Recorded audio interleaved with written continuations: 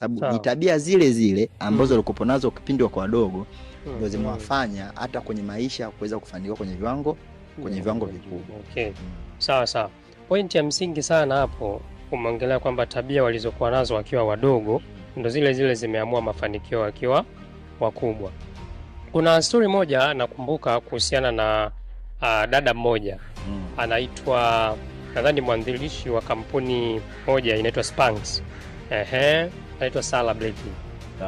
Sarah Blakely inasemekana kwamba wakati akiwa mdogo, huyu mwanzilishi wa hiyo kampuni anasema kila jioni alipokuwa akikaa na baba yake mezani, baba yake alikuwa anamuuliza, leo umeshindwa kwenye jambo gani? Yaani jambo gani gumu umejaribu siku ya leo na ukafeli kufanya? Na ilikuwa kama hajajaribu jambo lolote gumu, babake alikuwa anamkemea. Anamwambia leo umeishi kizembe sana. Kwa hiyo babake alikuwa anamjengea tabia na alikuwa anamjengea mindset kwamba kila siku jaribu kitu kigumu. Ukishindwa ndo unajifunza.